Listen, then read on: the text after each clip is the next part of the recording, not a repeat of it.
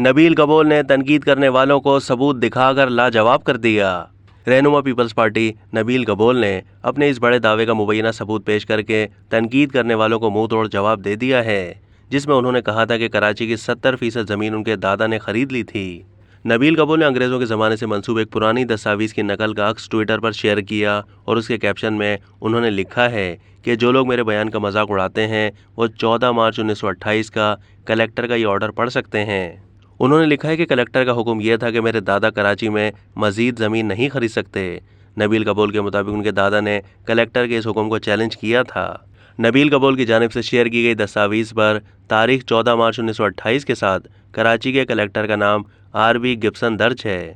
اس کے علاوہ اس دستاویز کے متن میں پہلے یہ لکھا ہوا ہے کہ خداداد خان گبول کلیکٹر کی اجازت کے بغیر مزید زمین خرید نہیں سکتے، جبکہ آخر میں یہ تحریر ہے کہ خداداد گبول پر عائد کی گئی پابندی کا حکم نامہ منسوخ کر دیا گیا ہے۔ آخر میں کلیکٹر کراچی RB گبسن کا نام تو درج ہے، تاہم اس پر کوئی دستخط نظر نہیں آ رہے۔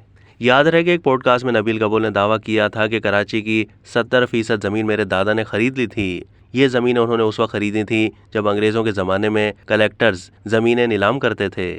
بعد ازاں برٹش حکومت نے میرے دادا پر کراچی کی مزید زمینیں خریدنے پر پابندی عائد کر دی تھی، جسے ان کے دادا نے چیلنج کیا اور مقدمہ جیتنے کے بعد انہوں نے پھر سے زمینیں خریدنا شروع کر دیں۔ انہوں نے یہ بھی دعویٰ کیا تھا کہ کراچی کے جناح انٹرنیشنل ایئرپورٹ کی زمین بھی میرے دادا کی تھی۔ حکومت نے 1930 میں ان سے بہت ہی کم قیمت پر یہ زمین خریدی تھی، تاہم آج تک ہمیں اس زمین کے پیسے نہیں ملے، کیونکہ حکومت کے پاس اتنے پیسے ہی نہیں کہ وہ ہمیں دے سکے۔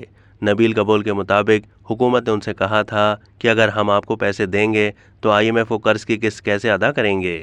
اس انٹرویو کے بعد سوشل میڈیا پر نبیل گبول کو شدید تنقید کا نشانہ بناتے ہوئے ان کا مذاق بھی اڑایا گیا، جس کے باعث وہ کلیکٹر کراچی کا 1928 کا مذکورہ بالا آرڈر ثبوت کے طور پر سامنے لانے پر مجبور ہوئے۔